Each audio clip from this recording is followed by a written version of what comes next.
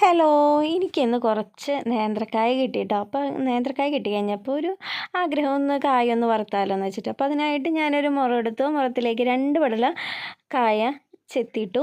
ഇനി നമുക്ക് ഇതിലേക്ക് ഒരു വട്ടയ വെള്ളത്തിലേക്ക് നമുക്ക് ആവശ്യത്തിന് മഞ്ഞൾപ്പൊടി ഇട്ട് കൊടുക്കാം. എന്നിട്ട് കൈ വെച്ചിട്ട് ഒന്ന് ഇളക്കി കൊടുക്കുക. ഇനി നമുക്ക് ഓരോ നേന്ത്രക്കായേൻ്റെയും തലയും അതുപോലെ കടയും ചെത്തി കളഞ്ഞിട്ട് അതിൻ്റെ തൊലി കളഞ്ഞിട്ട് നമുക്ക് ഈ വെള്ളത്തിലേക്ക് ഇട്ട് കൊടുക്കാം. അപ്പോൾ ഞാനിങ്ങനെ ഓരോ നേന്ത്രക്കായ ഇതുപോലെ കടയും തലയും കളഞ്ഞ് അതിൻ്റെ തൊലിയൊക്കെ കളഞ്ഞിട്ട് നമുക്ക് ഈ വെള്ളത്തിലേക്ക് ഇട്ട് കൊടുക്കുകയാണ് ചെയ്യുന്നത് കേട്ടോ. ഇത് നമ്മൾ ഇട്ട് കൊടുത്തിട്ട് നമ്മളൊരു അരമണിക്കൂറോളം ഈ വെള്ളത്തിൽ തന്നെ കിടക്കണം. എങ്കിൽ മാത്രമേ ഈ കായ്ക്കൊക്കെ നല്ല മഞ്ഞ കളറ് കിട്ടുള്ളൂ. അപ്പോൾ അരമണിക്കൂർ തന്നെ എന്തായാലും നിർബന്ധമായിട്ട് നമ്മൾ വയ്ക്കുക. ഇനിയിപ്പോൾ പുറത്ത് നോക്കിയൊക്കെ നല്ല മഴയാണ് പെയ്യുന്നത്. അപ്പോൾ ഈ സമയത്ത് നമുക്കൊരു അടിപൊളിയായിട്ട് കായ വറുക്കാം. അപ്പോൾ ഒരു അരമണിക്കൂറൊക്കെ കഴിഞ്ഞിട്ട് ഞാൻ ഇതൊന്ന് വാര വെച്ചു. ഇതെടുത്തിട്ട് നമ്മൾ വേറൊരു പാത്രത്തിലേക്ക് മാറ്റി വെച്ചു. ഈ സമയം നമുക്ക് തീ കത്തിച്ചിട്ട് ചീനച്ചട്ടി വയ്ക്കാം. ചീനച്ചട്ടിയിലേക്ക് ആവശ്യത്തിന് വെളിച്ചെണ്ണ ഒഴിച്ചു കൊടുക്കാം. അപ്പോൾ ഈ വെളിച്ചെണ്ണ തിളച്ച് വരുമ്പോഴേക്കും നമുക്ക് നമ്മൾ വാര വെച്ച കായ നമുക്ക് അരിഞ്ഞെടുക്കാം. അപ്പോൾ ഞാനൊരു മുറത്തിലേക്ക് കുറച്ച് പേപ്പറൊക്കെ വെച്ച് അതിൻ്റെ മുകളിൽ സ്ലൈസർ കൊണ്ടാണ് ചെത്തുന്നത്. കത്തി കൊണ്ട് എനിക്ക് വലിയ എക്സ്പീരിയൻസ് പോരാ. അപ്പോൾ സ്ലൈസർ കൊണ്ടാണ് ഇതാകുമ്പോൾ പെട്ടെന്ന് കഴിയുകയും ചെയ്യുമല്ലോ. അപ്പോൾ ഇങ്ങനെ സ്ലൈസർ കൊണ്ട് ഇങ്ങനെ പരത്തിയിട്ട് വേണം ചെത്തി കൊടുക്കാനായിട്ട്. അല്ലെങ്കിൽ എല്ലാം കൂടിയാകുമ്പോൾ അതിങ്ങനെ ഒന്നുമേലെ ഒന്നായിട്ട് ഇങ്ങനെ പറ്റി പിടിച്ചിരിക്കും. അപ്പോൾ ഇതുപോലെ നമ്മൾ ഇങ്ങനെ ഓരോന്നും എടുത്തിട്ട് ഇങ്ങനെ ചെത്താം. ഇപ്പോൾ നമ്മുടെ വെളിച്ചെണ്ണയൊക്കെ നന്നായിട്ടായിട്ടുണ്ട് കേട്ടോ. അപ്പോൾ നമ്മൾക്ക് ഇതിന് വേണ്ടിയിട്ടുള്ള ഉപ്പ് വെള്ളം ഉണ്ടാക്കണം. അതിനായിട്ട് ഒരു 2 ഗ്ലാസ് വെള്ളത്തിലേക്ക് നമ്മൾ ആവശ്യത്തിന് ഉപ്പിട്ട് കൊടുക്കുക. അതുപോലെ തന്നെ മഞ്ഞൾപ്പൊടിയും ഇട്ട് കൊടുത്തിട്ട് നന്നായിട്ടൊന്ന് മിക്സ് ചെയ്യുക. അപ്പോൾ ഉപ്പ് നിങ്ങളുടെ ഇഷ്ടത്തിനനുസരിച്ച് കൂട്ടും കുറയ്ക്കുകയൊക്കെ ചെയ്യാം കേട്ടോ ഈ വെള്ളത്തിലിട്ടിട്ട്. ഇനിയിപ്പോൾ വെളിച്ചെണ്ണ നന്നായിട്ട് കാഞ്ഞു വന്നിട്ടുണ്ട്. ഇനി നമുക്ക് ഇതിലേക്ക് നമ്മുടെ അരിഞ്ഞു വെച്ച കായ ഇട്ട് കൊടുക്കാം. ഇപ്പോൾ കണ്ടില്ലേ, വെളിച്ചെണ്ണ നന്നായി വെട്ടിത്തിളയ്ക്കണം. എങ്കിൽ മാത്രമേ നമ്മുടെ കായുപ്പേരിക്ക് ആ ഒരു വിചാരിച്ചൊരു ടേസ്റ്റ് നമുക്ക് കിട്ടുള്ളൂ. ഇപ്പോൾ കണ്ടില്ലേ തിളച്ചിങ്ങനെ പൊന്തി മറിയണത്. അപ്പോൾ വെളിച്ചെണ്ണ അത്രയും നന്നായിട്ട് തിളയ്ക്കണം.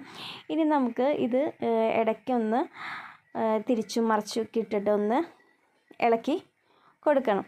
അപ്പോൾ ഇതൊരു ചിലിച്ചില സൗണ്ട് കേൾക്കും. ആ ചിലിച്ചില സൗണ്ട് കേൾക്കുമ്പോഴാണ് നമ്മൾ ഇതിലോട്ട് ഉപ്പുവെള്ളം തെളിക്കേണ്ടത്.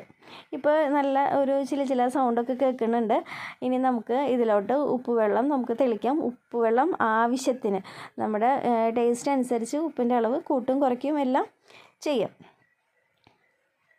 അപ്പോൾ നമ്മൾ ഈ ഉപ്പ് വെള്ളത്തിൽ കുറച്ച് മഞ്ഞൾപ്പൊടി ഇടുന്നത് കൂടുതലും ഒരു കളറ് കിട്ടാൻ വേണ്ടിയിട്ടാണ് കേട്ടോ. കായുപ്പേരിക്ക് നല്ലൊരു കളറ് കിട്ടാൻ വേണ്ടിയിട്ടാണ് നമ്മളിതിലേക്ക് ചേർക്കുന്നത്.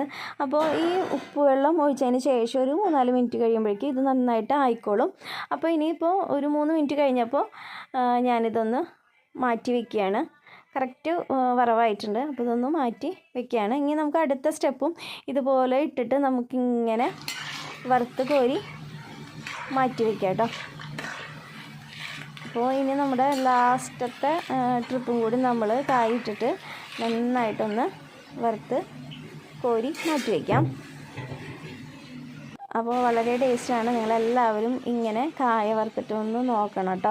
ഇനി നമ്മൾ ബാക്കി ഉള്ള കായ നമ്മളിതുപോലെ അടുപ്പിൻ്റെ മുകളിൽ ഇങ്ങനെ കെട്ടി വെച്ചിട്ടുണ്ട്.